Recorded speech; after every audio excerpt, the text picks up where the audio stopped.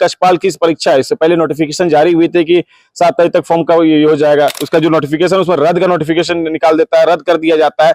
तो युवा भरोसा किस पे करे? तो ये सरकार से मैं कहना चाहता हूं कि क्या आप सरकार चला रही है निकम्मी सरकार, हम युवाओं के साथ छलने का काम क्यों कर रही है, हम युवाओं को ठगने का काम क्यों कर रही है, हम युवाओं के साथ शोषण करने का काम क्यों कर रही है? जब सरकार जब बनी थी अपने आप को कह रही थी मैं युवाओं की सरकार हूं, रोजगार देने का मैं काम करूंगा, शिक्षा पे ध्यान दूंगा, स्वास्थ्य पे ध्यान दूंगा। मुझे लगता है यहाँ पे तीनों चीज में कुछ कार्य नहीं हो रही है।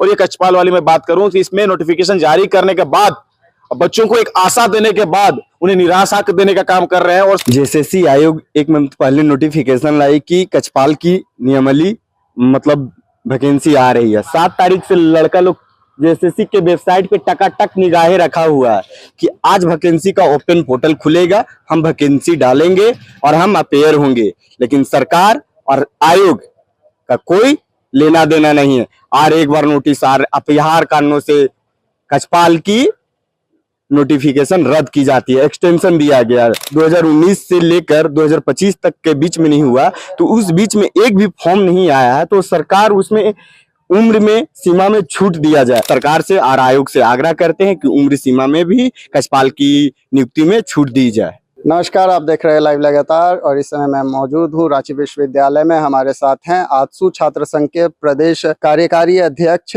बबलू महतो। चलिए इनसे बात करेंगे। फिलहाल में हाल ही में कक्षपाल के वैकेंसी को रद्द किया गया है, उस मामले में क्या कहना है इनका? चलिए इनसे बात करते हैं और जानते हैं।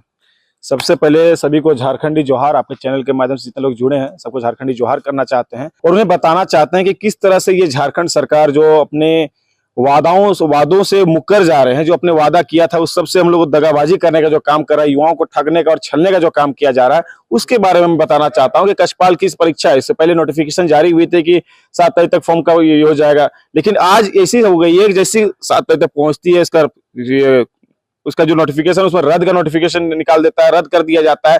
तो युवा भरोसा किस पे करे? युवा अपना, कोई भी युवा है पढ़ाई कर रहा है, पढ़ाई के साथ रोजगार चाहिए होता है। कोई भी प्रदेश है, प्रदेश में शिक्षा, स्वास्थ्य और रोजगार की सबसे ज्यादा उसमें डिमांड होती है। लेकिन ये सरकार तीनों पे एकदम गंगा के नदी बहा के पार कर दे रही है, पर तीनों में फेल है, तीनों में शून्य बैठा, नील बैठा हुआ है। तो ये सरकार से मैं कहना चाहता हूं कि क्या आप सरकार चला रही है निकम्मी सरकार, हम युवाओं के साथ छलने का काम क्यों कर रही है, हम युवाओं को ठगने का काम क्यों कर रही है, हम युवाओं के साथ शोषण करने का काम क्यों कर रही है? जब सरकार जब बनी थी अपने आप को कह रही थी मैं युवाओं की सरकार हूं, रोजगार देने का मैं काम करूंगा, शिक्षा पे ध्यान दूंगा, स्वास्थ्य पे ध्यान दूंगा। मुझे लगता है यहाँ पे तीनों चीज में कुछ कार्य नहीं हो रही है। और ये कक्षपाल वाली मैं बात करूं कि इसमें नोटिफिकेशन जारी करने के बाद बच्चों को एक आशा देने के बाद उन्हें निराशा देने का काम कर रहे हैं। और साथ ही साथ उसमें जो उम्र की जो सीमा होती है उसको बढ़ाने का भी मैं मांग कर रहा हूं। उसमें उसका उम्र सीमा बढ़ना चाहिए, क्या कि यार जो दौड़ का भी जो ड्यूरेशन था उसमें भी बढ़ाव होना चाहिए।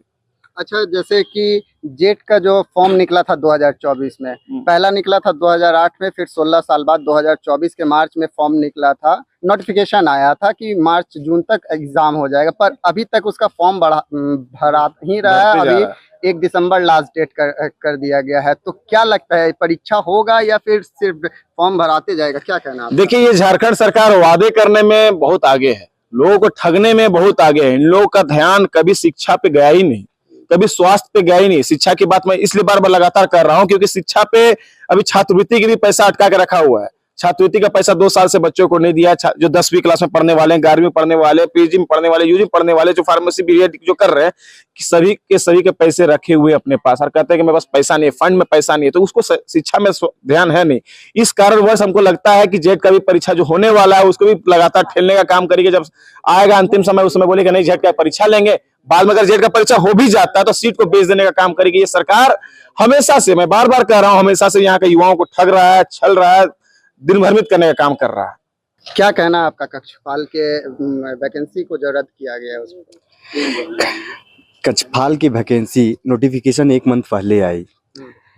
जेएसएससी आयोग 1 मंथ पहले नोटिफिकेशन लाई कि कक्षपाल की नियमावली मतलब वैकेंसी आ रही है। 7 तारीख से लड़का लोग जेएसएससी के वेबसाइट पे टकाटक निगाहें रखा हुआ है कि आज वैकेंसी का ओपन पोर्टल खुलेगा, हम वैकेंसी डालेंगे और हम अपेयर होंगे। लेकिन सरकार और आयोग का कोई लेना देना नहीं है। और एक बार नोटिस अपहार कारणों से कक्षपाल की नोटिफिकेशन रद्द की जाती है, एक्सटेंशन दिया गया है।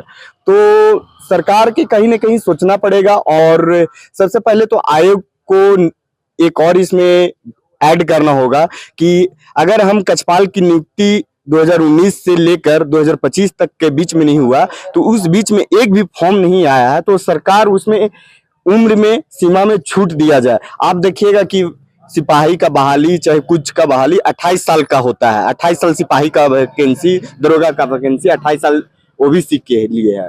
तो उसमें भी उम्र का सीमा छूट दिया जाए। बीच में कोरोना भी आया था, बहाली भी बीच में नहीं आया, तो उसे 28 से बढ़कर 5 साल का, जैसे उत्पाद सिपाही में एक्सटेंशन दिया था, उसी तरह 5 साल इसमें भी दिया जाए। 28 से बढ़ के 32-35 जितना हो उतना कर दिया जाए। यह सरकार से और आयोग से आग्रह करते हैं कि उम्र सीमा में भी कछपाल की नियुक्ति में छूट दी जाए। लाइव लगातार के वीडियो को लाइक करें, सब्सक्राइब करें और बेल आइकन को दबाना न भूलें।